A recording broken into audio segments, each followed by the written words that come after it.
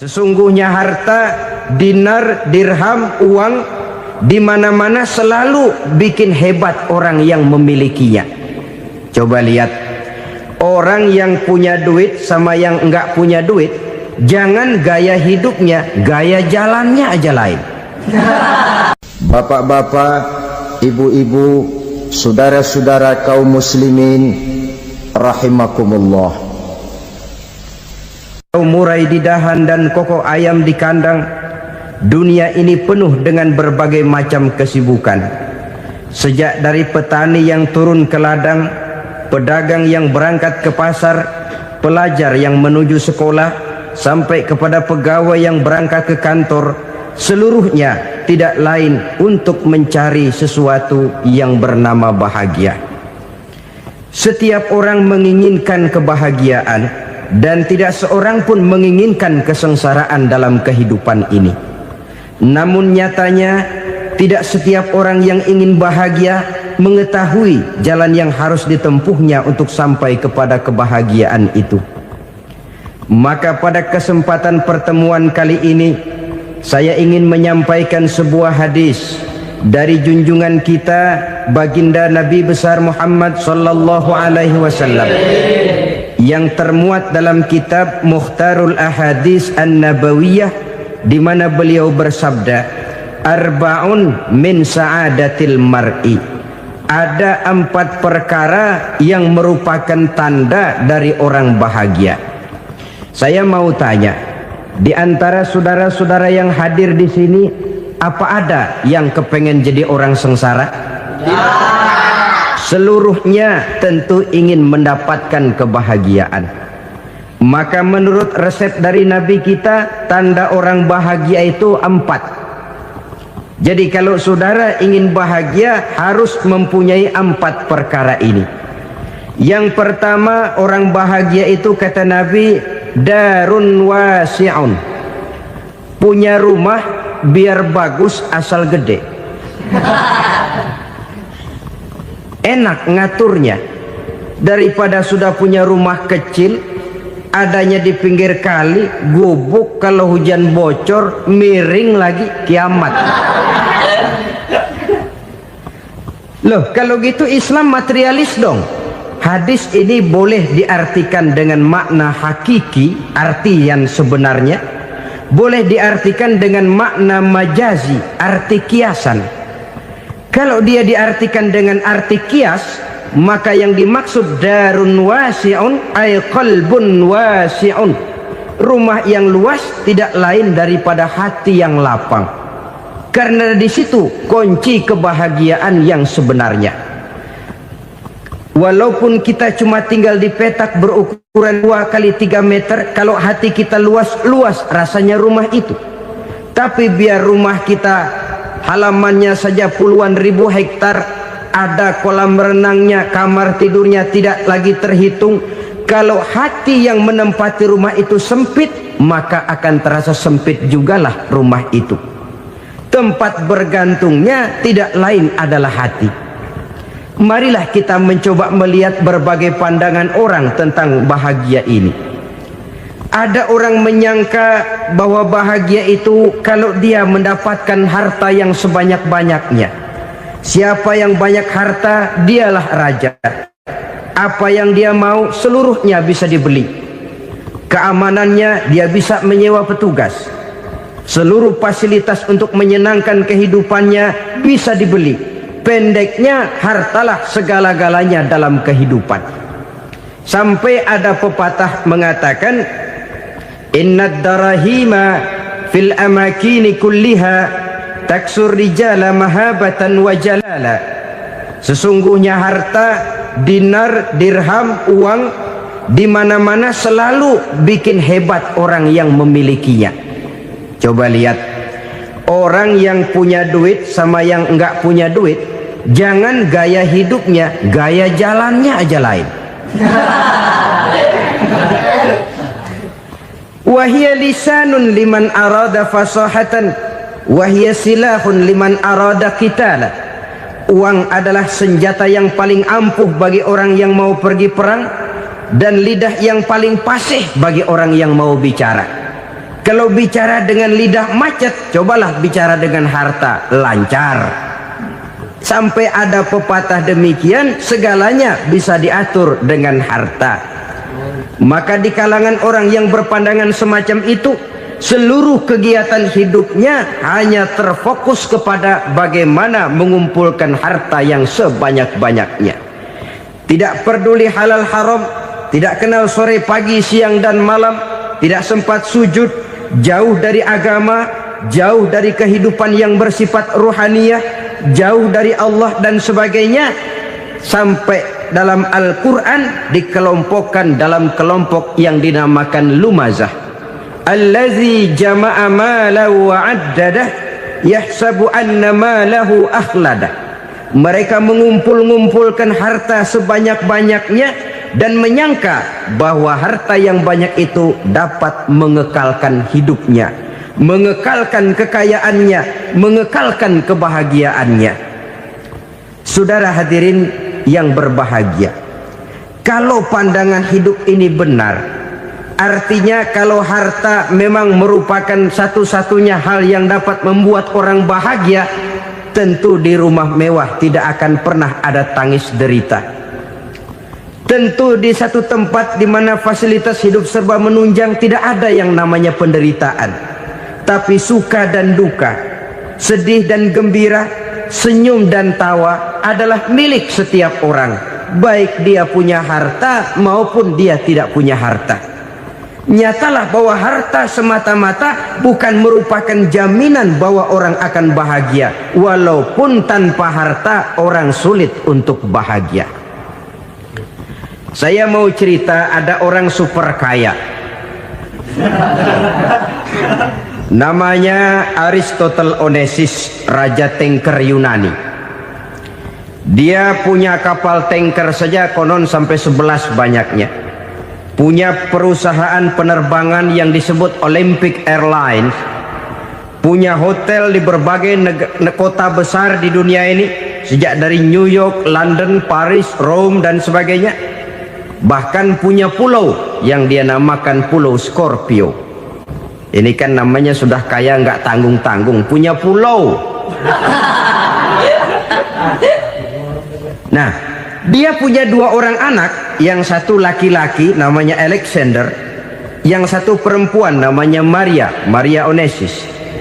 Seluruh harapannya tertumpah kepada anak lakinya Alexander ini, yang akan meneruskan usahanya, meneruskan kekayaannya, meneruskan dinastinya. Apa yang terjadi? Ternyata anak yang dia harapkan yang bernama Alexander ini mati muda dalam kecelakaan pada waktu dia olahraga. Apa olahraganya? Namanya olahraga anak orang kaya, golongan jet set. Olahraganya olahraga pesawat terbang. Jatuh, ya nggak kapungut, habis mati. Tinggal satu anak perempuannya, Maria Onesius. Tapi anak perempuan ini juga malah urakan. Terakhir dia pacaran, bahkan kemudian kawin sama orang Rusia. Rupanya Aristotle Onesius ini broken. Kekayaannya yang berlimpah ruah, perusahaannya yang begitu banyak, siapa yang akan meneruskan? Siapa yang akan menggantikan? Sampai kemudian dia mengurung diri di Pulau Scorpio dan mati di sana secara mengenaskan. Seorang multi jutawan, seorang yang super kaya, mati menyendiri di pulau sepi. Ibarat kata pepatah, anak ayam mati di lumbung. Bukan kekurangan makanan, keurugan makanan. Begitu kehidupan Aristotle Onesius. Dan banyak orang-orang yang sudah demikian kaya sampai dibingungkan oleh kekayaannya sendiri. Telusurilah kehidupan David Rockefeller misalnya, Henry Ford misalnya, Adnan Khashoggi misalnya. Multi jutawan yang kadang-kadang dibuat keder oleh kekayaannya sendiri. Pantas ketika Imam Ali ditawarkan orang, "Ya Ali, kalau kepadamu disuruh pilih ilmu atau harta, kau pilih mana?" Ya jelas pilih ilmu dong. Kenapa? Pertama, ilmu kalau kita berikan kepada orang lain tambah. Tapi harta kalau kita berikan kepada orang lain kurang. Saudara punya uang 10.000, dibagi orang 5.000, jelas uang saudara berkurang. Tapi saudara punya ilmu, diberikan kepada orang lain bisa, saudara pun makin mantap. Tidak lantas jadi bodoh karena ngajarin orang.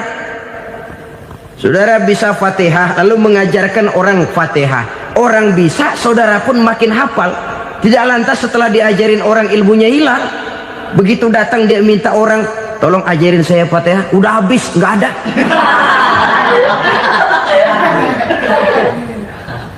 Yang kedua kata Imam Ali, ilmu menjaga kita. Kalau harta kita yang harus jaga. Makin banyak ilmu makin terpelihara diri seharusnya. Tetapi makin banyak harta makin bingung kita jaganya. Sampai kadang-kadang kalau perlu seluruh keliling rumah dipasangi alarm. Belum cukup disewakan anjing besar-besar, pasang di depan pintu, awas anjing galak. Masih belum cukup juga, cari centeng tukang-tukang kepruk jaga rumah. Masih terasa belum aman, padahal rumahnya dikelilingi tembok besar. Di balik tembok ada pintu-pintunya tebal. Di balik pintu itu terbuka masuk kamar, kamar pun ada pintunya, pintunya pun kuat. Masuk ke dalam kamar ada lemari, lemarinya pun pintunya kuat, dikunci, kuncinya pun kuat. Tapi terhadap seluruhnya yang timbul cuma sekedar was-was saja. Kesimpulannya sekali lagi, tanpa harta orang memang sulit untuk bahagia. Tapi harta semata-mata tidak merupakan jaminan orang akan bahagia. Dengan hati yang luas, itu modal utama untuk mencapai kebahagiaan hidup. Orang yang hatinya luas, saudara-saudara, punya hati yang lapang, melihat kenyataan hidup ini, dia bersyukur senantiasa kepada Allah. Lantas tidak timbul hasud dan iri hatinya. Oleh karena itu, jiwanya selalu lapang. Kalau tidak, cupik hati namanya. Dangkal pandangan, tidak senang melihat orang lain dapat nikmat, dan itu sering dijadikan contoh. Kalau orang yang lapang dada, dia lihat tetangganya beli TV baru, dia berkata, alhamdulillah ya, tetangga kita beli TV, mudah-mudahan kita bisa ikut nonton. Lapang dadanya. Tapi orang yang sempit hati, lihat tetangga beli televisi, meriang. Enggak diapa-apain, meriang. Besoknya dengar tetangga beli motor, makin sakit, ke rumah sakit. Lalu di rumah sakit dengar tetangganya beli mobil, mati. Disiksa oleh perasaannya sendiri. Orang kalau hati sudah sempit dalam hidup, kemanapun dia pergi, sempit rasanya medan kehidupannya.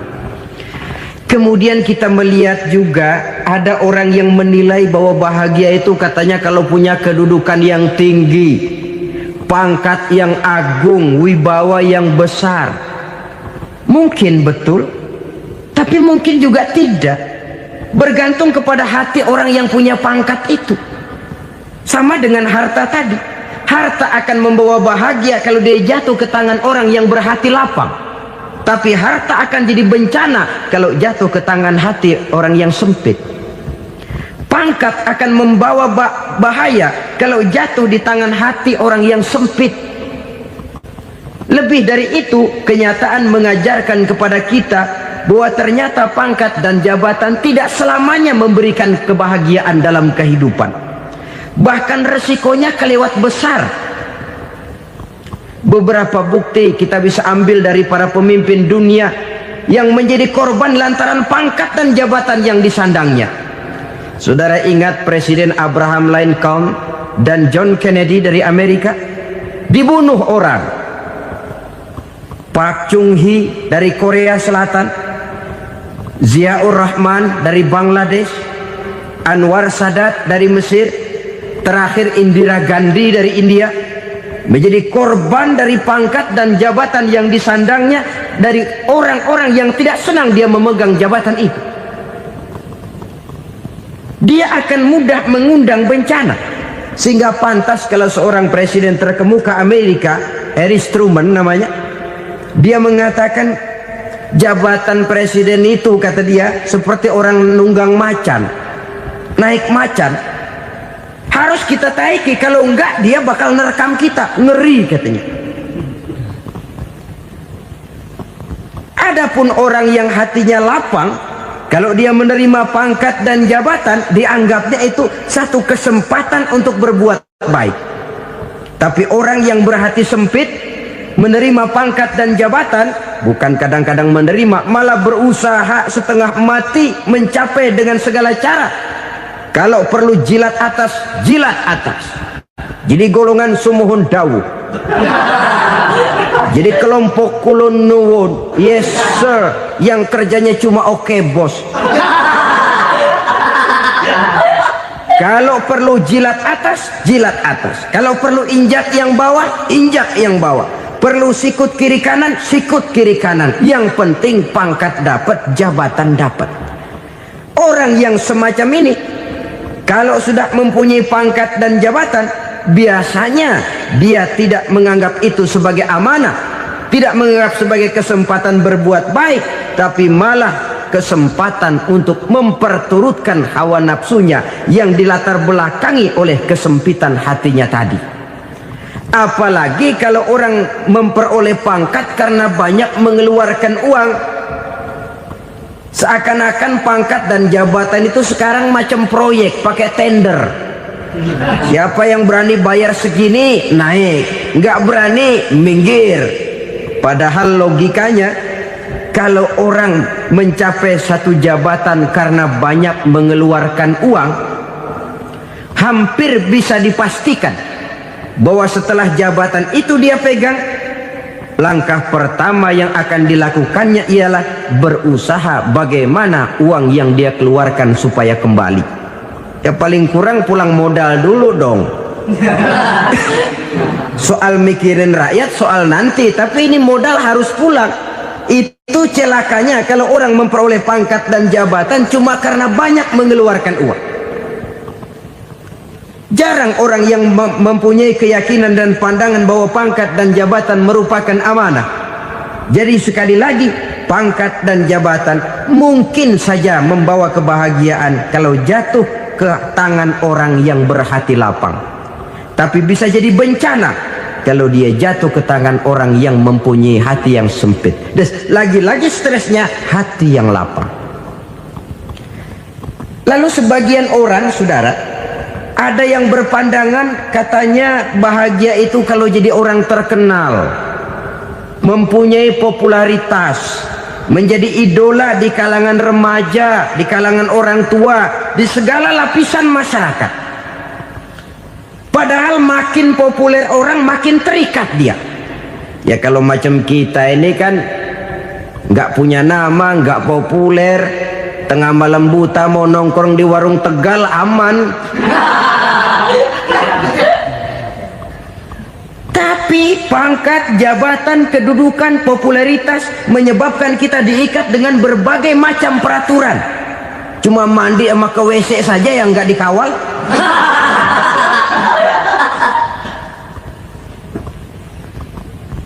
Benarkah popularitas, ketenaran membawa kebahagiaan? Mungkin ya, tapi mungkin juga tidak. Kenapa?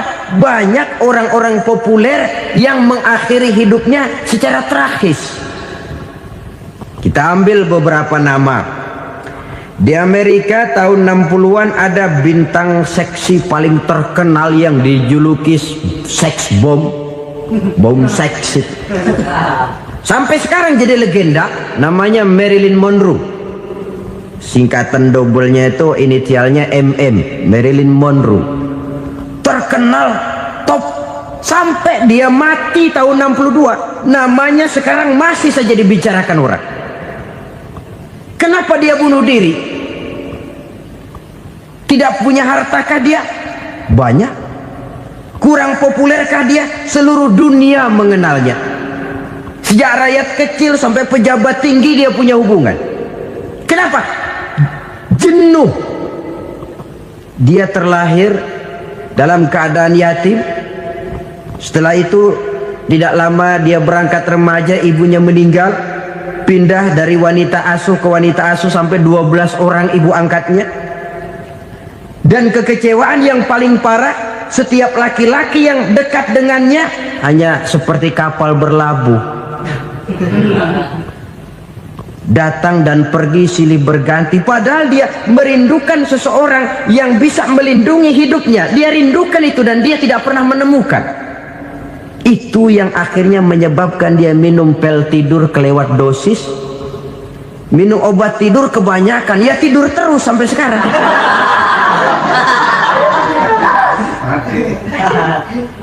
Dia mengakui, saya telah memiliki ketenaran, tapi saya tidak pernah hidup dalam ketenaran itu. Saya pandai main sandiwara, tapi saya ingin hidup dalam alam yang real sebagaimana umumnya orang. Itu yang dia rindukan. Menyusul jejak yang namanya Marilyn Monroe ini, Billie Holiday, saudara kenal tentu, di rumah sakit dirawat. Dia juga minum obat overdosis, mati lagi. Jimi Hendrix minum obat tidur overdosis kelewat batas, mati lagi. Lalu yang menghanyutkan diri di danau, Janis Joplin dan Brian Jones. Ini orang-orang populer, orang-orang terkemuka yang mengakhiri hidup secara tragis, bukan karena tidak terkenal, mungkin karena sudah saking terkenalnya. Contoh paling belakangan, Bruce Lee. Wah, ini tukang-tukang kepruk tentu kenal siapa dia. Sampai sekarang pun tabir kematiannya masih merupakan misteri.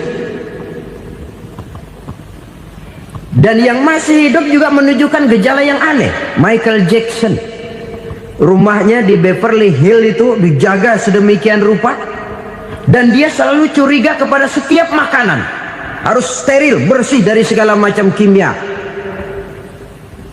Kemana dia pergi, itu tukang-tukang kepruk sudah selalu menjaga dan mengawal, dan dia seakan takut menunjukkan mukanya yang asli. Hingga kalau tampil ke tengah di luar show, dia kadang memakai pakaian yang tidak menunjukkan dia yang sebenarnya, takut dikenali orang. Ternyata popularitas sering jadi momok yang meracuni kehidupan manusia. Oleh karena itu, benarlah junjungan kita pada saat beliau mengajarkan orang akan bahagia kalau dia mempunyai hati yang lapang. Nah, sekarang masalahnya untuk mendapatkan hati yang lapang, caranya bagaimana? Kita kembali kepada konsep Quran. Allah mengajarkan, ala inna bi dzikrillahi tatmainnul qulub.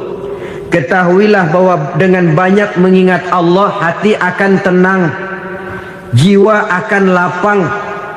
Dengan kata lain, dekat dengan agama, merasakan kehadiran Allah dekat dalam hidup, itu muara pertama untuk mencapai hati yang lapang. Ala inna bi dzikrillahi tatmainnul qulub. Jangan macam orang sekarang ingin mendapatkan ketenangan lalu tapak di puncak gunung, di gua-gua, di tempat sepi. Iyalah kalau nggak ada ular. Kalau tergigit ular berbisa, ketenangan belum, mati jelas itu. Islam positif untuk mendapatkan ketenangan. Ala inna bi dzikrillahi tatmainnul qulubi. Bahwa ketahuilah bahwa dengan banyak mengingat Allah, hati akan tenang, jiwa akan lapang, nuansa pikiran akan luas. Karena yang namanya bahagia ada dimanapun manusia berada. Di kampung ada bahagia, di kota ada bahagia, di ngarai, di lembah, di gunung, di hutan, di lautan, di angkasa luar, dimanapun bahagia itu ada kalau kita bermodalkan hati yang lapang ini. Dan hati akan lapang kalau kita dekat dengan agama. Dekat dengan harta buat sementara hati mungkin tenang, tapi ketenangan yang relatif dan temporer. Apalagi orang tiap kali tambah harta, tiap kali tambah rencana, itu wajar. Mungkin sebelumnya saudara berpikir, kalau punya duit 5.000 enak nih. Begitu punya duit 5.000, aduh sayang kalau 10.000 aja. Tiap kali tambah harta, tiap kali lain rencana. Makin banyak rencana, makin menjauhkan kita dari yang namanya ketenangan. Padahal ketenangan merupakan unsur utama untuk mencapai bahagia. Dan ketenangan itu bermuara dalam hati manusia. Tengoklah kehidupan ini. Orang yang banyak harta dengan orang miskin, berbedakah rasa sakit yang mereka tanggungkan? Rasanya tidak. Walaupun si kaya tidur di kasur empuk berselimutkan sutra mahal, sementara si miskin meringkuk di balai bambu yang keras dan kasar. Apabila maut datang, dia juga tidak pernah pilih bulu. Maut datang menjemput si kaya di singgasana keemasannya, dikelilingi oleh para pengasuh, dayang dan idang serta para pengawal. Dan maut pun datang menjemput si miskin papa, sehingga ia tergelepar di tepian jalan. Kedua-duanya bernama mati. Kalau nyata bahwa sakit yang ditanggung si kaya tidak beda dengan sakit yang ditanggung si miskin, bukan harta semata yang membuat orang bahagia. Hati yang tenang, jiwa yang lapang penuh kedamaian, karena banyak berzikir dan mengingat Allah, itu merupakan modal utama untuk mencapai sesuatu yang bernama bahagia.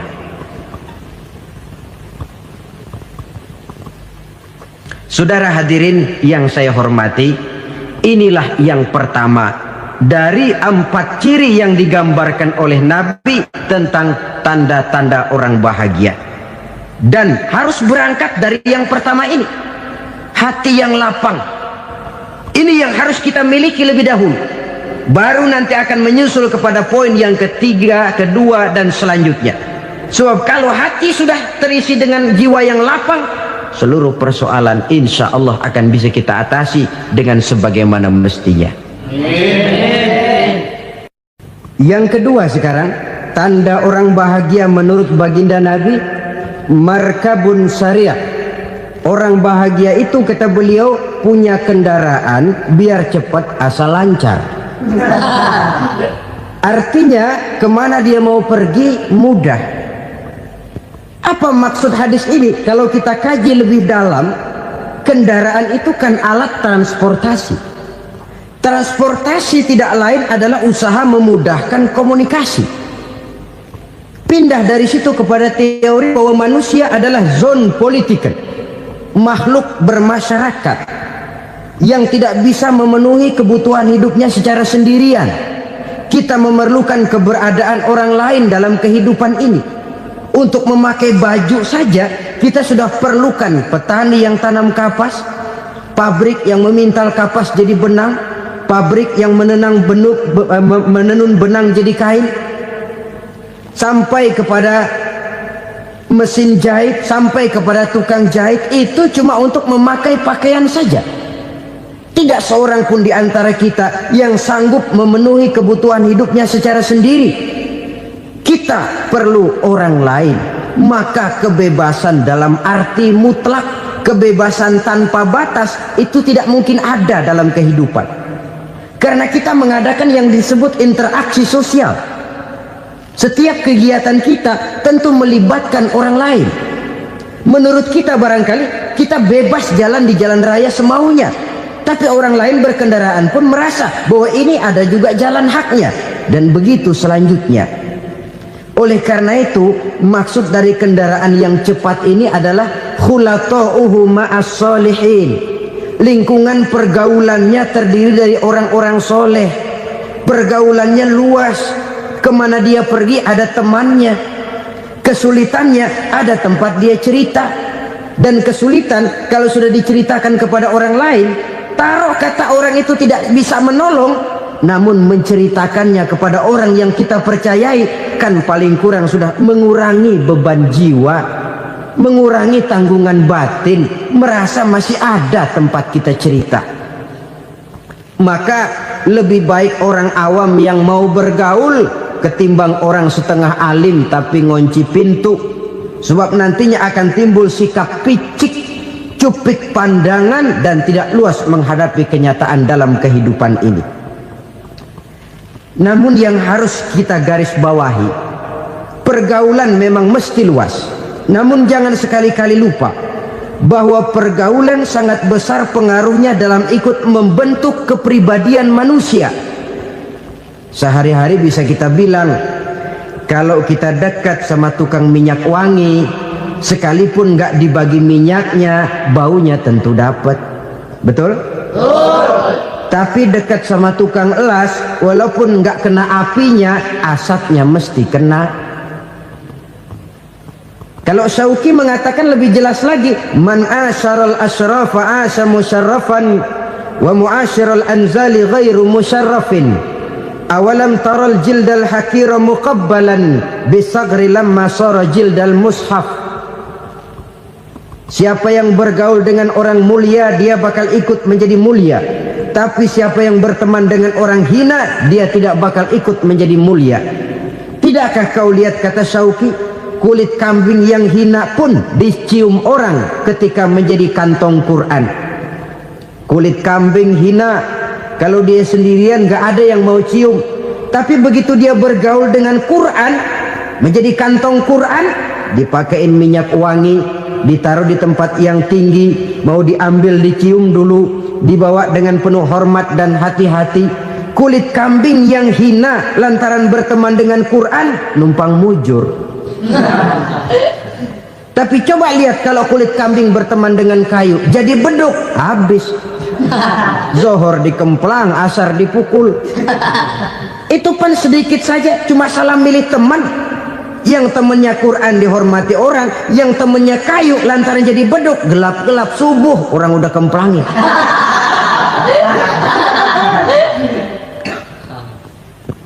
Maka terutama kepada adik-adik remaja yang masih mencari identitas diri, yang ibarat kaset masih kaset kosong, mudah diisi oleh apapun, pandai-pandailah memilih teman dalam bergaul.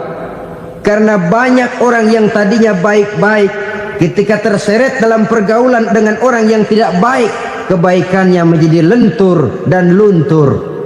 Tapi berapa banyak bajingan-bajingan tengik, orang-orang yang berlumur noda dan dosa, tiap hari melakukan maksiat, namun bergaul dengan orang yang baik-baik, pada akhirnya sedikit demi sedikit beringsut dan berangsur dia terbiasa mengikuti kebaikan-kebaikan. Saya tekankan ini kepada remaja karena mereka masih mencari identitas diri. Apa yang mereka lihat mereka mau, apa yang mereka dengar mereka ingin tahu. Coba lihat kehidupan remaja. Pulang nonton film Rambo, pengen jadi Rambo, gagah, maunya belekai melulu. Pulang nonton film Superman, pengen bisa terbang. Pulang nonton India, nyanyi melulu. Wajar, mereka masih mencari identitas diri. Saya ini sebenarnya siapa? Lingkungan, pergaulan akan membentuk itu. Karena itu pandai-pandailah bergaul, karena ia sangat besar pengaruhnya dalam ikut membentuk kepribadian manusia. Apalagi sifat yang jelek lebih cepat menularnya ketimbang sifat yang baik. Sifat yang baik, watak yang soleh itu lambat sekali untuk menular. Tapi yang tidak baik, kan prosesnya mah kalau remaja biasanya mula-mula dengar. Karena dengar lalu pengen tahu. Karena pengen tahu lalu ngeliatin. Begitu ngeliatin kan pengen nyobain. Setelah nyobain ketagihan. Nah, ini prosesnya. Yang namanya ganja, morfin, narkotik, awalnya kan begitu. Mula-mula dengar katanya kalau sudah fly to the sky, sudah melayang ke langit katanya, disitulah puncak kebahagiaan. Mulanya cuma dengar. Karena dengar pengen tahu. Karena pengen tahu lalu ngeliat, kumpul sama orang yang suka ngeganja. Setelah ngeliat, nah pengen ngerasain. Begitu ngerasain enak juga, ketagihan. Kalau sudah ketagihan jadi penyakit kronis, bisa merembet kepada yang lain. Iya, kalau orang tuanya mampu untuk beli morfin, beli ganja. Kalau tidak kan pikirannya ngayap, jemuran siapa ya gue sabet. timbullah perbuatan-perbuatan negatif yang bermula dari salah pergaulan. Apalagi buat adik-adik remaja yang tinggal di kota-kota besar, yang pengaruh budaya, pengaruh kesenian, pengaruh struktur kehidupan yang nampak makin individualistis, di mana persaingan tajam, tensi ekonomi tinggi, orang mudah mengalami stres. Pandai-pandailah dalam bergaul, sekali lagi, karena ia sangat besar pengaruhnya dalam ikut membentuk kepribadian manusia. Orang bahagia punya kendaraan yang cepat, artinya punya pergaulan yang luas, dan lingkungan pergaulannya terdiri dari orang-orang yang soleh. Kemana dia pergi, ada teman. Kesulitannya, ada tempat dia cerita. Tapi kalau sudah menyendiri, hidup sendiri, kesulitan dipikiri sendiri, bisa mati belum waktunya. Tidak ada tempat berbagi rasa, tidak ada tempat bercerita, tidak ada tempat mengurangi beban dalam kehidupan. Pantas betul kalau Islam sangat menggalakkan dan menganjurkan orang kalau sudah sampai waktunya itu untuk melangsungkan nikah. Kata Nabi, ya ma'syaras syabab man istata'a minkumul ba'at falyatazawwaj.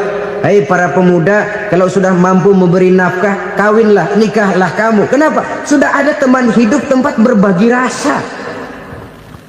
Kesulitan kalau ada tempat cerita akan lebih ringan ketimbang kita telan sendiri, walaupun bobot kesulitannya sama beratnya. Saudara-saudara kaum muslimin rahimakumullah, inilah ciri yang kedua, punya kendaraan biar cepat asal lancar. Kemana kita mau pergi gampang. Dengan kata lain, setelah hati yang luas, pergaulan yang luas. Dua. Yang ketiga sekarang, tanda orang bahagia itu menurut Nabi, misbahun mudhi'un, punya lampu yang terang. Oh, itu enggak problem. Sekarang sudah zamannya listrik masuk desa, Pak. Lampu sudah terang semua. Betul, kalau itu yang dimaksud. Tapi tidak cuma itu. Karena lampu yang dimaksud di sini, lampu yang akan menerangi seluruh perjalanan hidup. Dan perjalanan hidup itu sudah dimulai sejak kita terlahir ke alam ini, sampai masuk ke alam barzah, kumpul di padang mahsyar, sampai ke akhirat. Lampu yang menerangi itu yang diperlukan. Kalau lampu, katakanlah yang paling top sekarang kan lampu jenis Mercury. Taruhlah itu di rumah kita, dia cuma menerangi rumah kita, menerangi hati pun tidak sanggup. Bila kita masuk ke alam barzah, alam kubur, sanggupkah si Mercury yang begitu terang menerangi alam barzah kita? Tidak sanggup lagi. Sanggupkah lampu yang ratusan watt, bahkan puluhan ribu watt menerangi kehidupan di padang mahsyar? Tidak akan sanggup lagi. Kalau demikian, yang dimaksud lampu yang terang di sini apa? Tidak lain amal soleh, kebajikan yang kita lakukan dalam hidup. Itu yang akan jadi lampu penerang. Di dunia nama kita akan terang, jasad kita boleh hancur terkubur tanah, tapi nama kita akan dikenang orang. Begitulah kalau orang meninggalkan kebajikan dalam hidup seperti sekarang. Ribuan orang tiap saat berziarah ke kubur Imam Syafi'i, ke kubur Imam Malik, ke kubur Imam Ghazali, ke kubur orang yang baik-baik, orang yang soleh-soleh. Kebajikannya yang ditinggalkan, yang mengukir namanya dengan tinta emas, sehingga saudara sudah terbaring di alam kubur. Orang lewat, Allah, ini kuburannya Fulan bin Fulan, dulu ini kebaikannya Masya Allah, saya ikut merasakan. Mari kita mampir sebentar, kita Fatihah, mohon disampaikan Allah pahalanya kepada almarhum. Al-Fatihah. Itu kalau orang baik-baik. Lalu saudara tanya, Pak, orang mati dikirimin Fatihah apa nyampe pahalanya? Saya jawab, kalau saudara nggak percaya, mati dulu dah. Nanti saya Fatihain, tungguin di sana, umpama nggak sampai balik lagi kemari. Sekarang ini kan maunya otak-otakan saja, kalau nggak masuk otak nggak percaya. Padahal alam gaib itu nggak bisa diotak-otakin. Sama saja dengan saudara pernah dengar cerita kapal tanpa emas tenggelam kan? Pernah nggak? Di mana? Ya, di laut Masalembo. Begitu ketampung Mas tenggelam, ratusan penumpang itu terjun ke laut, dipermainkan gelombang, berjuang menghadapi maut itu. Orang lagi timbul tenggelam di lautan, dihantam ombak, kita tengokin pakai helikopter. Pak, lagi timbul tenggelam ya? Iya, tolongin. Jangan khawatir Pak, nih saya kirim intan Pak, harganya 10 juta. Kira-kira orang yang timbul tenggelam di laut seneng nggak? Ya. Kan mahal toh intan 10 juta. Kenapa dia nggak senang? Karena intan 10 juta dalam kondisi seperti itu tidak sanggup menyelamatkan dia. Dia akan girang kalau dikirimin ban mobil bekas, dikirimin papan terentang atau bambu. Intan yang 10 juta dia nggak girang, ban mobil bekas yang 1000 perak tuh pegang, itu yang dia girang betul. Inilah sebabnya Nabi berkata, mal mayyitu fi qabrihi illa kal ghariqil mutaghawwis.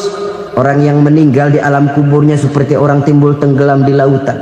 Yantaziru da'watan min ahli, menunggu doa dari keluarganya yang masih hidup. Duh, bapak saya sudah meninggal, saya sayang benar sama dia. Kirimin kulkas ke kuburannya Itu sama saja dengan tadi orang tenggelam di lautan dikirimi intan yang harganya 10 juta, tidak sampai. Begitulah kalau kebajikan yang kita tinggalkan dalam hidup, sudah mati pun kubur kita masih diziarahi orang. Tapi kalau jahat yang kita tinggalkan, boro-boro lah orang mau doa lewat dekat kuburan kita juga serem. Tuh bajingan no, dulu mati dipendem di situ tuh. Jangan lewat situ, ntar kesurupan, jangan. Lewat saja orang ngeri. Konon lagi membacakan Fatihah dan mengirimkan doa. Hidup pada hakikatnya adalah kesempatan untuk berbuat baik. Maka sekali kesempatan itu diberikan, manfaatkan dengan sebaiknya. Sebab kesempatan kedua tidak akan pernah ada. Kesempatan berbuat baik di sini, di akhirat sudah pembalasan namanya. Sekali kesempatan itu dicabut, dia tidak akan pernah dikembalikan lagi. Kata Iqbal, hidup tidak mundur ke belakang, Bung. Berhenti diinjak orang, mundur hancur. Tidak ada kata mundur dalam hidup ini. Berhenti diinjak orang, mundur kecebur. Tidak ada kata lain, harus maju dalam kehidupan dalam artian yang positif. Hidup adalah kesempatan untuk mengumpulkan kebajikan yang sebanyak-banyaknya. Di situ nilai daripada manusia. Sekarang ini memang nggak kelihatan kok, orang yang banyak pahala sama yang banyak dosa nggak kelihatan kok. Barangkali kalau habis bikin dosa palanya pada benjol, mungkin orang takut sama dosa. Tapi sekarang sama saja, orang yang banyak dosa dengan yang nggak banyak dosa jalan bareng dari belakang, sama, nggak kelihatan beda.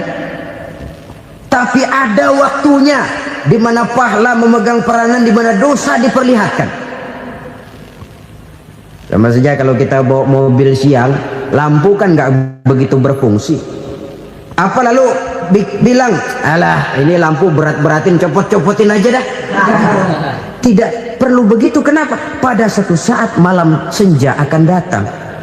Bila matahari terbenam, senja pun datang, gelap mulai merayap, disitulah baru terasa perlunya lampu.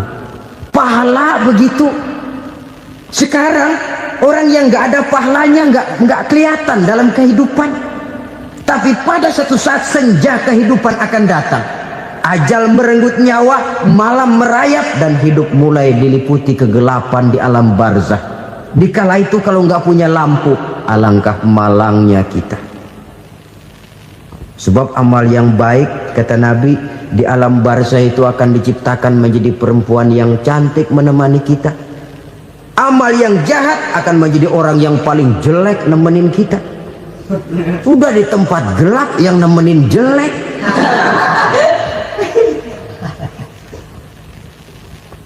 Kaum muslimin rahimakumullah. Kalau demikian masalahnya, tergantunglah kita pandai memanfaatkan waktu. Al-waktu kasayf, waktu itu cepat sekali. Yang namanya waktu itu tahu-tahu. Tahu-tahu udah tahun 87. Tahu-tahu udah begitu. Tahu-tahu Yang kemarin anak-anak, sekarang udah pada punya anak. Tahu-tahu saja itu. Begitu cepat waktu berlalu. Kalau tidaklah pandai kita memanfaatkannya, akan rugi kita. Nabi bersabda, "Man kana yaumuhu khairun min amsihi fahuwa rabih." Barang siapa yang hari ini lebih baik daripada hari kemarin, itu orang untung. Hari ini lebih baik daripada kemarin.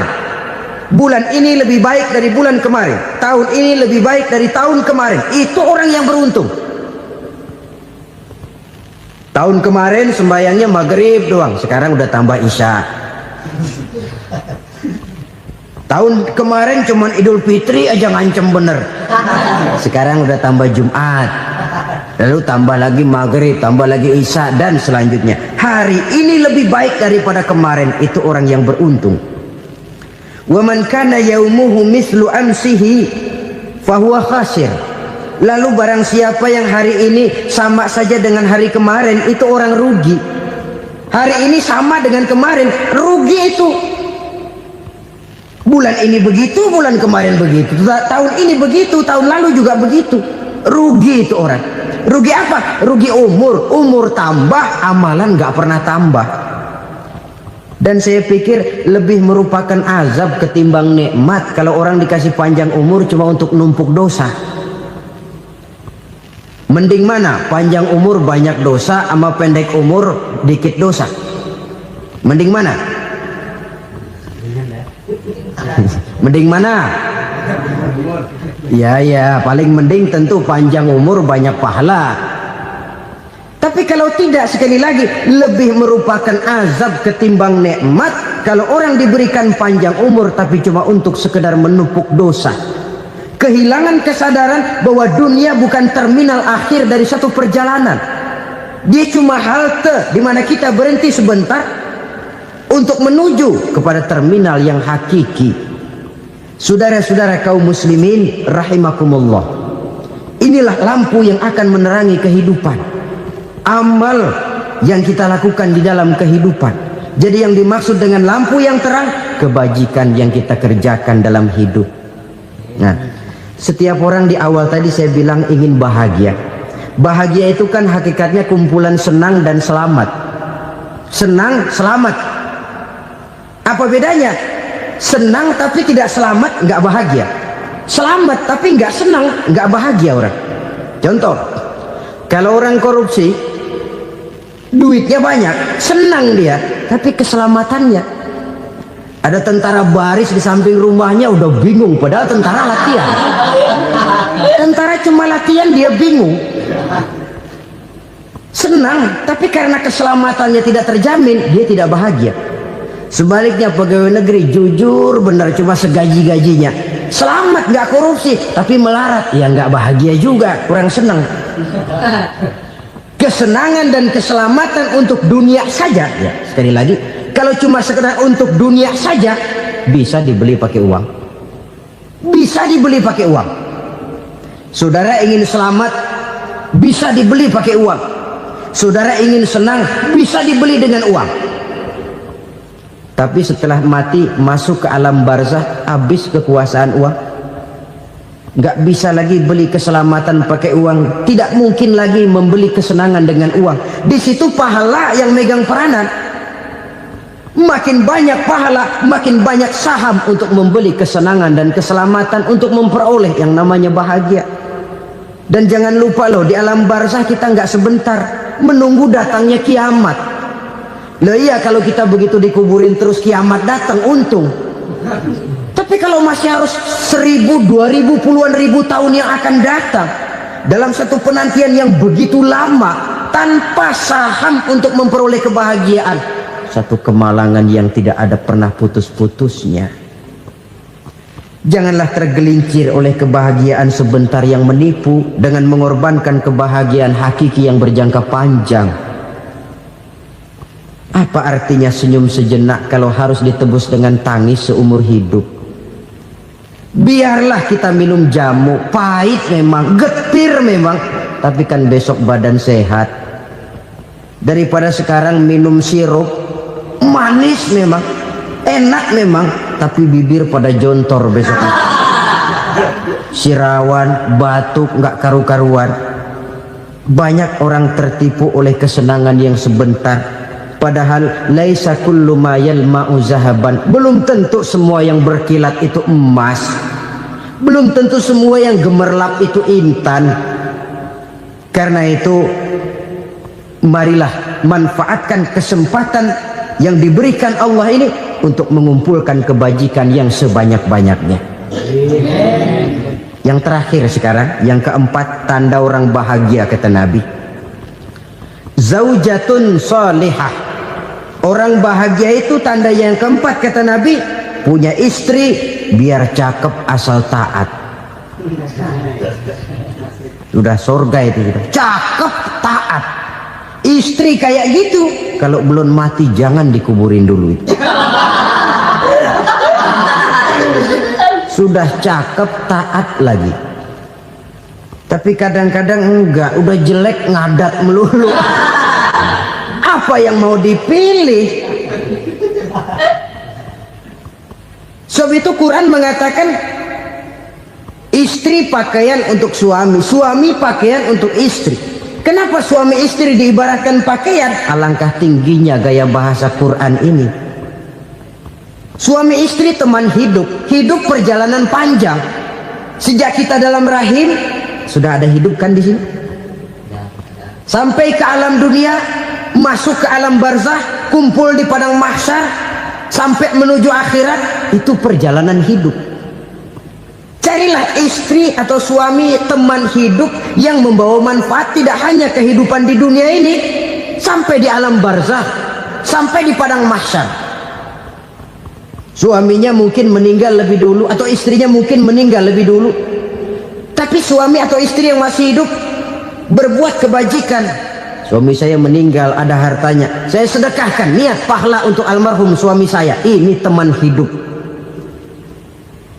tidak dibatasi dan tidak bisa dipisahkan oleh maut sekalipun. Zohirnya mungkin pisah, badannya mungkin pisah, tapi hatinya, jiwanya, kebersamaannya dalam menghadapi kehidupan. Karena itu saudara-saudara, bahasa Quran indah. Suami istri diibaratkan seperti pakaian. Apa fungsi pakaian? Pertama, pakaian jadi kebanggaan. Artinya suami harus menjadi kebanggaan istri, istri harus jadi kebanggaan suami. Yang kedua, pakaian itu kan fungsinya menutup aurat.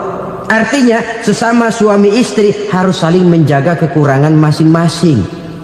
Jangan malah sesama suami istri saling membongkar rahasia dan aibnya sendiri-sendiri. Istrinya diceritain jeleknya di mana-mana, atau suaminya dibongkar rahasianya di pasar umum. Itu sudah tidak lagi berfungsi sebagai pakaian. Kenapa semua ini diperlukan? Karena kita menyadari bangsa yang baik terdiri dari masyarakat yang baik. Masyarakat yang baik merupakan susunan dari warga yang baik. Warga yang baik adalah terdiri dari rumah tangga yang baik. Dan rumah tangga yang baik merupakan susunan dari pribadi yang baik. Dari situ langkah dimulai. Membangun satu bangsa yang baik diawali dengan membangun rumah tangga yang baik, dengan menciptakan pribadi-pribadi yang baik. Sehingga dari sini diharapkan berkembanglah nilai-nilai kebaikan. Orang akan bahagia mempunyai istri yang soleh. Kenapa? Tidak ada seorang suami bisa sukses jadi apapun dia, apapun profesinya. Dokterkah, kiaikah, mubalikah, petanikah, pengusahakah, pejabat tinggikah, tidak ada seorang suami yang bisa sukses tanpa peran serta istrinya. Walaupun memang peranan itu tidak begitu kelihatan, tapi sangat menentukan.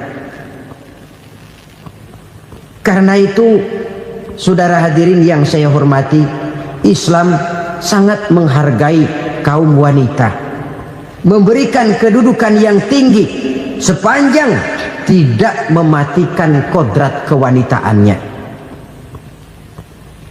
Nah, kalau sudah kesuksesan ini diawali dari rumah tangga, karier di masyarakat mudah untuk dikejar. Tapi keberantakan di rumah tangga merupakan kegagalan pertama di tempat lain.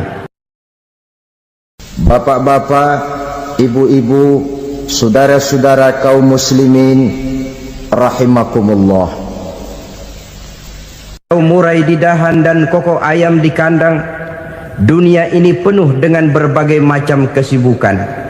Sejak dari petani yang turun ke ladang, pedagang yang berangkat ke pasar, pelajar yang menuju sekolah, sampai kepada pegawai yang berangkat ke kantor, seluruhnya tidak lain untuk mencari sesuatu yang bernama bahagia. Setiap orang menginginkan kebahagiaan, dan tidak seorang pun menginginkan kesengsaraan dalam kehidupan ini. Namun nyatanya tidak setiap orang yang ingin bahagia mengetahui jalan yang harus ditempuhnya untuk sampai kepada kebahagiaan itu. Maka pada kesempatan pertemuan kali ini, saya ingin menyampaikan sebuah hadis dari junjungan kita baginda Nabi besar Muhammad sallallahu alaihi wasallam yang termuat dalam kitab Mukhtarul Ahadits An-Nabawiyah, di mana beliau bersabda, arba'un min sa'adatil mar'i. Ada 4 perkara yang merupakan tanda dari orang bahagia. Saya mau tanya, di antara saudara-saudara yang hadir di sini, apa ada yang kepengen jadi orang sengsara? Seluruhnya tentu ingin mendapatkan kebahagiaan. Maka menurut resep dari Nabi kita, tanda orang bahagia itu 4. Jadi kalau saudara ingin bahagia, harus mempunyai 4 perkara ini. Yang pertama, orang bahagia itu kata Nabi, darun wasi'un. Punya rumah biar bagus asal gede. Enak ngaturnya, daripada sudah punya rumah kecil adanya di pinggir kali, gubuk, kalau hujan bocor, miring lagi, kiamat. Loh, kalau gitu Islam materialis dong. Hadis ini boleh diartikan dengan makna hakiki, arti yang sebenarnya, boleh diartikan dengan makna majazi, arti kiasan. Kalau dia diartikan dengan arti kias, maka yang dimaksud darun wasi'un ay qalbun wasi'un. Rumah yang luas tidak lain daripada hati yang lapang. Karena di situ kunci kebahagiaan yang sebenarnya. Walaupun kita cuma tinggal di petak berukuran 2 kali 3 meter, kalau hati kita luas-luas rasanya rumah itu. Tapi biar rumah kita halamannya saja puluhan ribu hektar, ada kolam renangnya, kamar tidurnya tidak lagi terhitung. Kalau hati yang menempati rumah itu sempit, maka akan terasa sempit jugalah rumah itu. Tempat bergantungnya tidak lain adalah hati. Marilah kita mencoba melihat berbagai pandangan orang tentang bahagia ini. Ada orang menyangka bahwa bahagia itu kalau dia mendapatkan harta yang sebanyak-banyaknya. Siapa yang banyak harta, dialah raja. Apa yang dia mau, seluruhnya bisa dibeli. Keamanannya, dia bisa menyewa petugas. Seluruh fasilitas untuk menyenangkan kehidupannya bisa dibeli. Pendeknya, hartalah segala-galanya dalam kehidupan. Sampai ada pepatah mengatakan, innad darahima fil amakini kulliha taksur rijala mahabatan wa jalala. Sesungguhnya harta, dinar, dirham, uang di mana-mana selalu bikin hebat orang yang memilikinya. Coba lihat, orang yang punya duit sama yang enggak punya duit, jangan gaya hidupnya, gaya jalannya aja lain. Wahia lisanun liman arada fasahatan, wahia silahun liman arada qitala. Uang adalah senjata yang paling ampuh bagi orang yang mau pergi perang, dan lidah yang paling fasih bagi orang yang mau bicara. Kalau bicara dengan lidah macet, cobalah bicara dengan harta, lancar. Sampai ada pepatah demikian, segalanya bisa diatur dengan harta. Maka di kalangan orang yang berpandangan semacam itu, seluruh kegiatan hidupnya hanya terfokus kepada bagaimana mengumpulkan harta yang sebanyak-banyaknya. Tidak peduli halal haram, tidak kenal sore pagi siang dan malam, tidak sempat sujud, jauh dari agama, jauh dari kehidupan yang bersifat ruhaniyah, jauh dari Allah dan sebagainya. Sampai dalam Al-Quran dikelompokkan dalam kelompok yang dinamakan lumazah. Allazi jama'a malahu wa'addadah yahsabu anna malahu akhladah. Mereka mengumpul-ngumpulkan harta sebanyak-banyaknya dan menyangka bahwa harta yang banyak itu dapat mengekalkan hidupnya, mengekalkan kekayaannya, mengekalkan kebahagiaannya. Saudara hadirin yang berbahagia, kalau pandangan hidup ini benar, artinya kalau harta memang merupakan satu-satunya hal yang dapat membuat orang bahagia, tentu di rumah mewah tidak akan pernah ada tangis derita. Tentu di satu tempat di mana fasilitas hidup serba menunjang tidak ada yang namanya penderitaan. Tapi suka dan duka, sedih dan gembira, senyum dan tawa adalah milik setiap orang, baik dia punya harta maupun dia tidak punya harta. Nyatalah bahwa harta semata-mata bukan merupakan jaminan bahwa orang akan bahagia, walaupun tanpa harta orang sulit untuk bahagia. Saya mau cerita, ada orang super kaya, namanya Aristotle Onesimus, raja tanker Yunani. Dia punya kapal tanker saja konon sampai 11 banyaknya. Punya perusahaan penerbangan yang disebut Olympic Airlines. Punya hotel di berbagai kota besar di dunia ini, sejak dari New York, London, Paris, Rome dan sebagainya. Bahkan punya pulau yang dia namakan Pulau Scorpio. Ini kan namanya sudah kaya nggak tanggung-tanggung, punya pulau. Nah, dia punya 2 orang anak, yang satu laki-laki namanya Alexander, yang satu perempuan namanya Maria Onesimus. Seluruh harapannya tertumpah kepada anak lakinya Alexander ini, yang akan meneruskan usahanya, meneruskan kekayaannya, meneruskan dinastinya. Apa yang terjadi? Ternyata anak yang dia harapkan yang bernama Alexander ini mati muda dalam kecelakaan pada waktu dia olahraga. Apa olahraganya? Namanya olahraga anak orang kaya, golongan jet set. Olahraganya olahraga pesawat terbang. Jatuh, ya nggak kapungut, habis mati. Tinggal satu anak perempuannya, Maria Onesimus. Tapi anak perempuan ini juga malah urakan. Terakhir dia pacaran, bahkan kemudian kawin sama orang Rusia. Rupanya Aristotle Onesimus ini broken. Kekayaannya yang berlimpah ruah, perusahaannya yang begitu banyak, siapa yang akan meneruskan? Siapa yang akan menggantikan? Sampai kemudian dia mengurung diri di Pulau Scorpio dan mati di sana secara mengenaskan. Seorang multi jutawan, seorang yang super kaya, mati menyendiri di pulau sepi. Ibarat kata pepatah, anak ayam mati di lumbung. Bukan kekurangan makanan, keurugan makanan. Begitu kehidupan Aristotle Onesimus. Dan banyak orang-orang yang sudah demikian kaya sampai dibingungkan oleh kekayaannya sendiri. Telusurilah kehidupan David Rockefeller misalnya, Henry Ford misalnya, Adnan Khashoggi misalnya.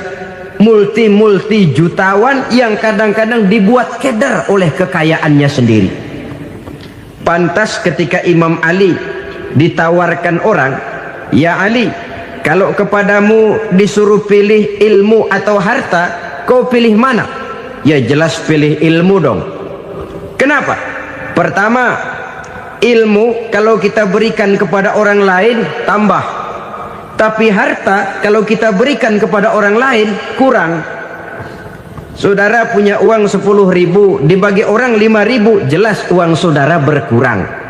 Tapi saudara punya ilmu diberikan kepada orang lain bisa, saudara pun makin mantap. Tidak lantas jadi bodoh karena ngajarin orang. Saudara bisa Fatihah lalu mengajarkan orang Fatihah. Orang bisa, saudara pun makin hafal. Tidak lantas setelah diajarin orang ilmunya hilang. Begitu datang dia minta orang, tolong ajarin saya Fatihah, udah habis, nggak ada.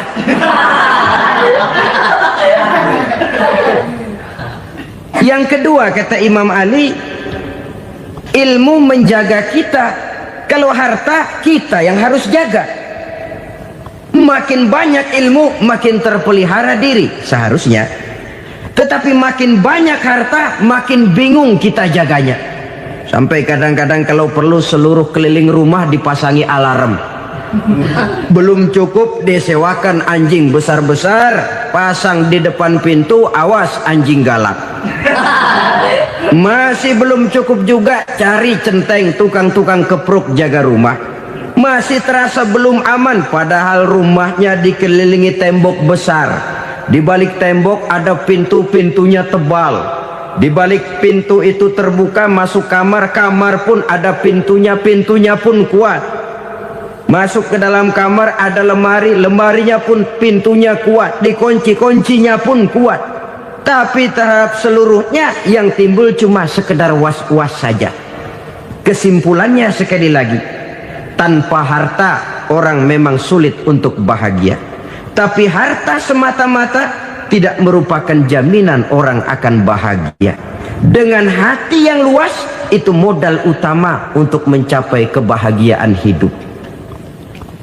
Orang yang hatinya luas, saudara-saudara, punya hati yang lapang, melihat kenyataan hidup ini, dia bersyukur senantiasa kepada Allah. Lantas tidak timbul hasud dan iri hatinya. Oleh karena itu jiwanya selalu lapang. Kalau tidak, cupik hati namanya, dangkal pandangan, tidak senang melihat orang lain dapat nikmat, dan itu sering dijadikan contoh. Kalau orang yang lapang dada, dia lihat tetangganya beli TV baru, dia berkata, alhamdulillah ya, tetangga kita beli TV, mudah-mudahan kita bisa ikut nonton. Lapang dadanya. Tapi orang yang sempit hati, lihat tetangga beli televisi, meriang. Enggak diapa-apain, meriang. Besoknya dengar tetangga beli motor, makin sakit, ke rumah sakit. Lalu di rumah sakit dengar tetangganya beli mobil, mati. Disiksa oleh perasaannya sendiri. Orang kalau hati sudah sempit dalam hidup, kemanapun dia pergi, sempit rasanya medan kehidupannya. Kemudian kita melihat juga ada orang yang menilai bahwa bahagia itu katanya kalau punya kedudukan yang tinggi, pangkat yang agung, wibawa yang besar. Mungkin betul, tapi mungkin juga tidak. Bergantung kepada hati orang yang punya pangkat itu. Sama dengan harta tadi. Harta akan membawa bahagia kalau dia jatuh ke tangan orang yang berhati lapang. Tapi harta akan jadi bencana kalau jatuh ke tangan hati orang yang sempit. Pangkat akan membawa bahaya kalau jatuh di tangan hati orang yang sempit. Lebih dari itu, kenyataan mengajarkan kepada kita bahwa ternyata pangkat dan jabatan tidak selamanya memberikan kebahagiaan dalam kehidupan. Bahkan resikonya kelewat besar. Beberapa bukti kita bisa ambil dari para pemimpin dunia yang menjadi korban lantaran pangkat dan jabatan yang disandangnya.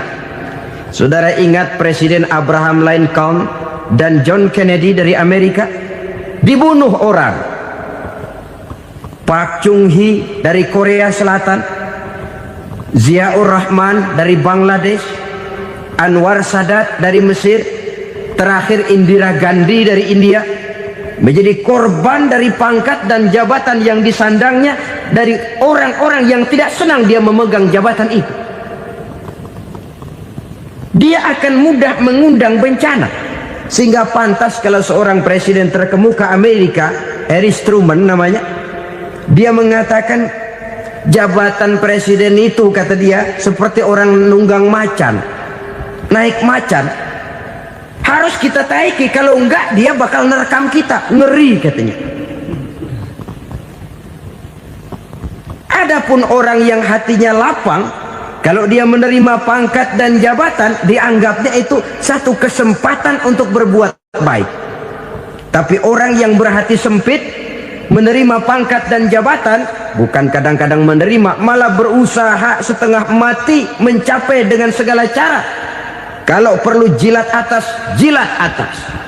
Jadi golongan sumuhun dawuh. Jadi kelompok kulon nuwun, yes sir, yang kerjanya cuma oke bos. Kalau perlu jilat atas, jilat atas. Kalau perlu injak yang bawah, injak yang bawah. Perlu sikut kiri kanan, sikut kiri kanan. Yang penting pangkat dapat, jabatan dapat.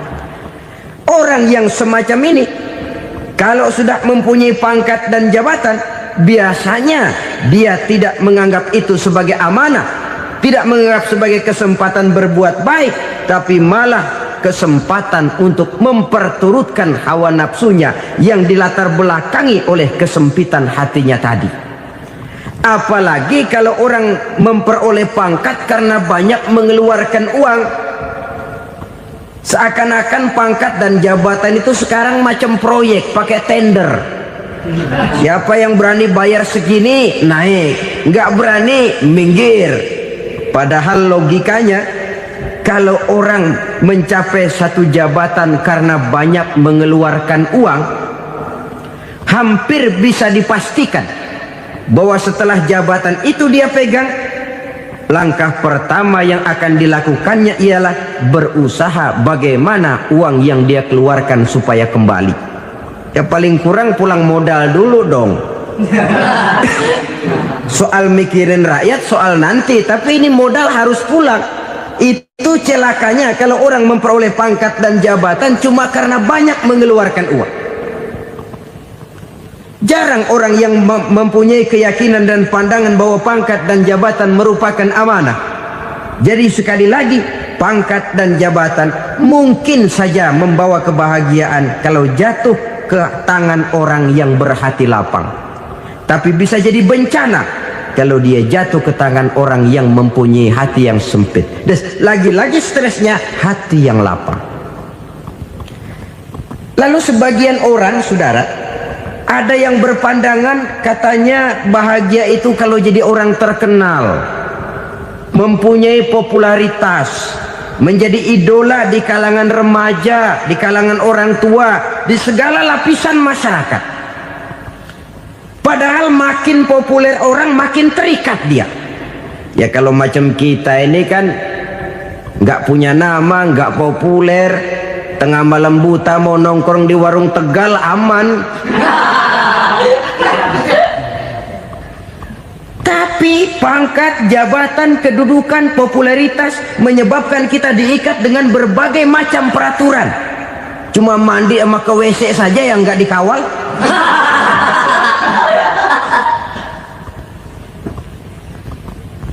Benarkah popularitas, ketenaran membawa kebahagiaan? Mungkin ya, tapi mungkin juga tidak. Kenapa? Banyak orang-orang populer yang mengakhiri hidupnya secara tragis. Kita ambil beberapa nama. Di Amerika tahun 60-an ada bintang seksi paling terkenal yang dijuluki seks bom. Bom seks. Sampai sekarang jadi legenda, namanya Marilyn Monroe. Singkatan dobelnya itu inisialnya MM, Marilyn Monroe. Terkenal top sampai dia mati tahun 62, namanya sekarang masih saja dibicarakan orang. Kenapa dia bunuh diri? Tidak punya hartakah dia? Banyak. Kurang populerkah dia? Seluruh dunia mengenalnya. Sejak rakyat kecil sampai pejabat tinggi dia punya hubungan. Kenapa? Jenuh. Dia terlahir dalam keadaan yatim. Setelah itu tidak lama dia berangkat remaja, ibunya meninggal, pindah dari wanita asuh ke wanita asuh sampai 12 orang ibu angkatnya. Dan kekecewaan yang paling parah, setiap laki-laki yang dekat dengannya hanya seperti kapal berlabuh, datang dan pergi silih berganti, padahal dia merindukan seseorang yang bisa melindungi hidupnya. Dia rindukan itu dan dia tidak pernah menemukan. Itu yang akhirnya menyebabkan dia minum pil tidur kelewat dosis, minum obat tidur kebanyakan, ya tidur terus sampai sekarang.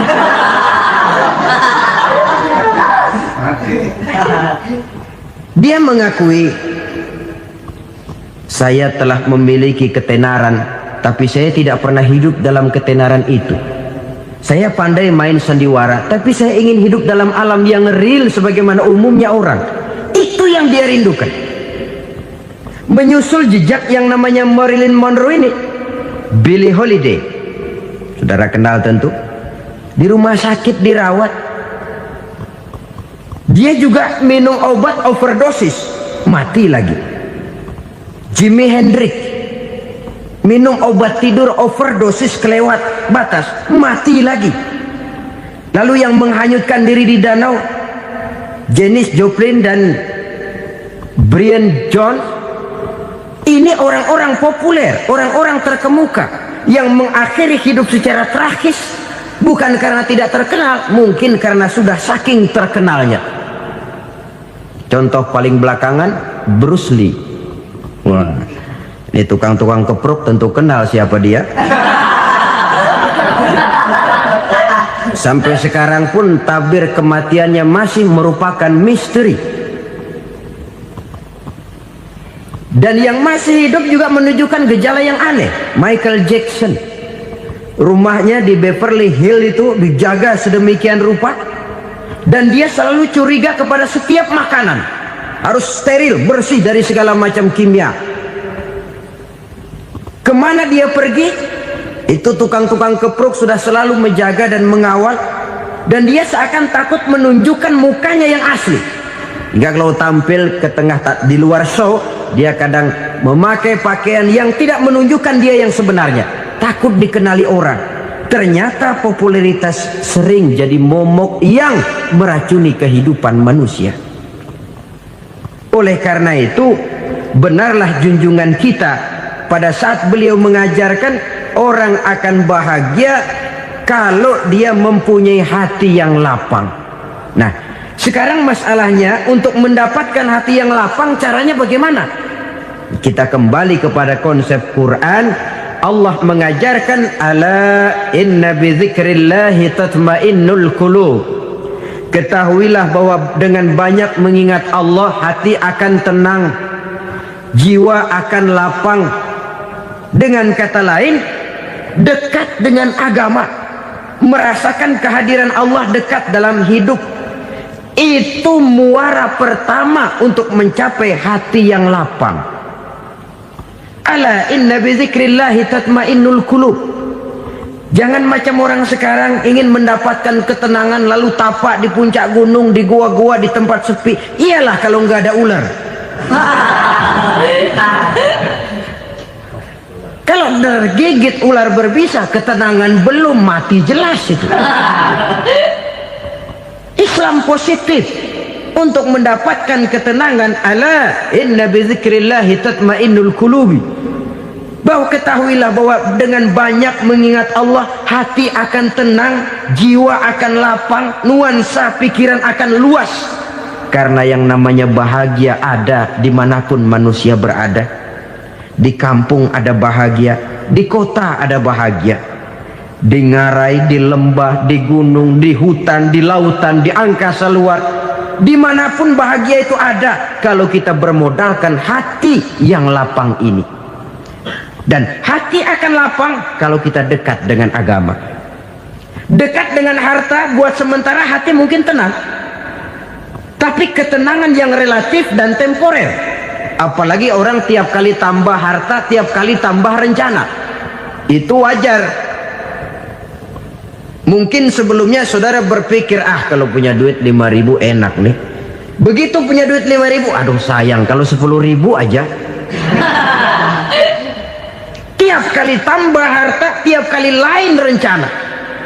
Makin banyak rencana, makin menjauhkan kita dari yang namanya ketenangan. Padahal ketenangan merupakan unsur utama untuk mencapai bahagia. Dan ketenangan itu bermuara dalam hati manusia. Tengoklah kehidupan ini.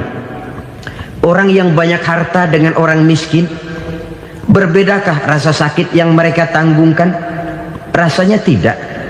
Walaupun si kaya tidur di kasur empuk berselimutkan sutra mahal, sementara si miskin meringkuk di balai bambu yang keras dan kasar.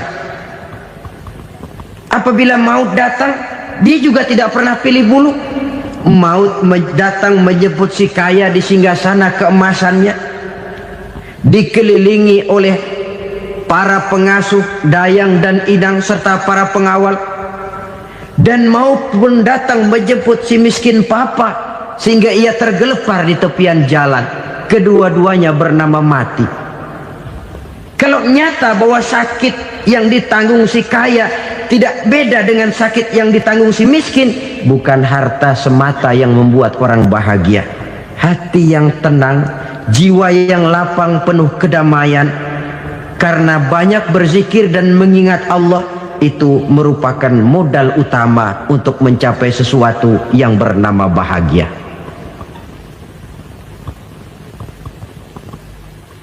Saudara hadirin yang saya hormati, inilah yang pertama dari 4 ciri yang digambarkan oleh Nabi tentang tanda-tanda orang bahagia. Dan harus berangkat dari yang pertama ini, hati yang lapang. Ini yang harus kita miliki lebih dahulu. Baru nanti akan menyusul kepada poin yang ketiga, kedua, dan selanjutnya. Sebab kalau hati sudah terisi dengan jiwa yang lapang, seluruh persoalan insya Allah akan bisa kita atasi dengan sebagaimana mestinya. Yang kedua sekarang, tanda orang bahagia menurut baginda Nabi, markabun syariah. Orang bahagia itu, kata beliau, punya kendaraan biar cepat asal lancar. Artinya kemana dia mau pergi mudah. Apa maksud hadis ini? Kalau kita kaji lebih dalam, kendaraan itu kan alat transportasi. Transportasi tidak lain adalah usaha memudahkan komunikasi. Pindah dari situ kepada teori bahwa manusia adalah zon political, makhluk bermasyarakat yang tidak bisa memenuhi kebutuhan hidupnya secara sendirian. Kita memerlukan keberadaan orang lain dalam kehidupan ini.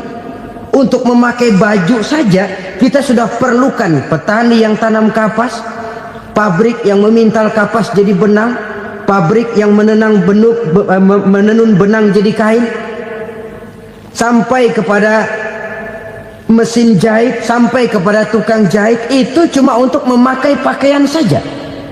Tidak seorang pun di antara kita yang sanggup memenuhi kebutuhan hidupnya secara sendiri. Kita perlu orang lain. Maka kebebasan dalam arti mutlak, kebebasan tanpa batas, itu tidak mungkin ada dalam kehidupan. Karena kita mengadakan yang disebut interaksi sosial.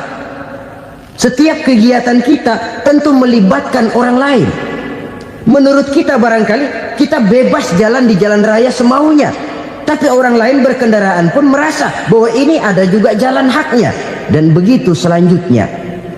Oleh karena itu, maksud dari kendaraan yang cepat ini adalah khulata'uhu ma'as solihin. Lingkungan pergaulannya terdiri dari orang-orang soleh. Pergaulannya luas. Kemana dia pergi ada temannya. Kesulitannya ada tempat dia cerita. Dan kesulitan kalau sudah diceritakan kepada orang lain, taruh kata orang itu tidak bisa menolong, namun menceritakannya kepada orang yang kita percayai, kan paling kurang sudah mengurangi beban jiwa, mengurangi tanggungan batin, merasa masih ada tempat kita cerita. Maka lebih baik orang awam yang mau bergaul ketimbang orang setengah alim tapi ngunci pintu. Sebab nantinya akan timbul sikap picik, cupik pandangan, dan tidak luas menghadapi kenyataan dalam kehidupan ini. Namun yang harus kita garis bawahi, pergaulan memang mesti luas. Namun jangan sekali-kali lupa bahwa pergaulan sangat besar pengaruhnya dalam ikut membentuk kepribadian manusia. Sehari-hari bisa kita bilang, kalau kita dekat sama tukang minyak wangi, sekalipun nggak dibagi minyaknya, baunya tentu dapat. Betul? Tapi dekat sama tukang elas, walaupun nggak kena apinya, asapnya mesti kena. Kalau Syauqi mengatakan lebih jelas lagi, man asyaral asrafa asa musyarrafan wa muasyiral anzali ghairu musyarrafin. Awalam taral jildal hakira muqabbalan bisagri lamma sara jildal mushaf. Siapa yang bergaul dengan orang mulia, dia bakal ikut menjadi mulia. Tapi siapa yang berteman dengan orang hina, dia tidak bakal ikut menjadi mulia. Tidakkah kau lihat, kata Syauqi, kulit kambing yang hina pun dicium orang ketika menjadi kantong Quran. Kulit kambing hina, kalau dia sendirian gak ada yang mau cium. Tapi begitu dia bergaul dengan Quran, menjadi kantong Quran, dipakein minyak wangi, ditaruh di tempat yang tinggi, mau diambil dicium dulu, dibawa dengan penuh hormat dan hati-hati. Kulit kambing yang hina lantaran berteman dengan Quran, numpang mujur. Tapi coba lihat kalau kulit kambing berteman dengan kayu, jadi beduk, habis. Zohor dikemplang, asar dipukul. Itu pun sedikit saja, cuma salah milih teman. Yang temennya Quran dihormati orang, yang temennya kayu lantaran jadi beduk, gelap-gelap subuh orang udah kemplangnya.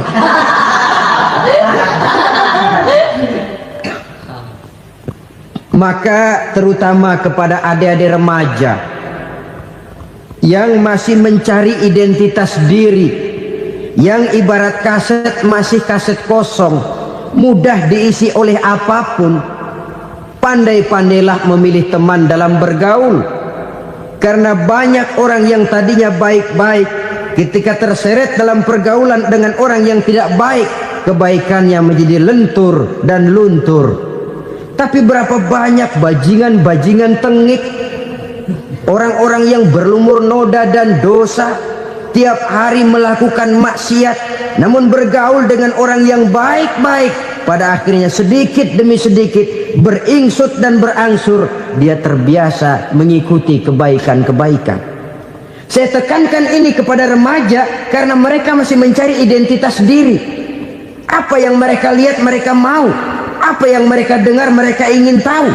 Coba lihat kehidupan remaja. Pulang nonton film Rambo, pengen jadi Rambo, gagah, maunya melekai melulu. Pulang nonton film Superman, pengen bisa terbang. Pulang nonton India, nyanyi melulu. Wajar, mereka masih mencari identitas diri. Saya ini sebenarnya siapa? Lingkungan, pergaulan akan membentuk itu. Karena itu pandai-pandailah bergaul, karena ia sangat besar pengaruhnya dalam ikut membentuk kepribadian manusia. Apalagi sifat yang jelek lebih cepat menularnya ketimbang sifat yang baik. Sifat yang baik, watak yang soleh itu lambat sekali untuk menular. Tapi yang tidak baik, kan prosesnya mah kalau remaja biasanya mula-mula dengar. Karena dengar lalu pengen tahu. Karena pengen tahu lalu ngeliatin. Begitu ngeliatin kan pengen nyobain. Setelah nyobain ketagihan. Nah, ini prosesnya. Yang namanya ganja, morfin, narkotik, awalnya kan begitu. Mula-mula denger katanya kalau sudah fly to the sky, sudah melayang ke langit katanya, disitulah puncak kebahagiaan. Mulanya cuma denger. Karena denger pengen tahu. Karena pengen tahu lalu ngeliat, kumpul sama orang yang suka ngeganja. Setelah ngeliat, nah pengen ngerasain.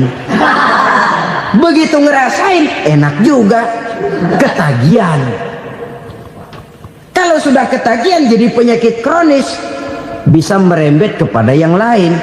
Iya, kalau orang tuanya mampu untuk beli morfin, beli ganja. Kalau tidak kan pikirannya ngayap, jemuran siapa ya gue sabet. Timbullah perbuatan-perbuatan negatif yang bermula dari salah pergaulan. Apalagi buat adik-adik remaja yang tinggal di kota-kota besar, yang pengaruh budaya, pengaruh kesenian, pengaruh struktur kehidupan yang nampak makin individualistis,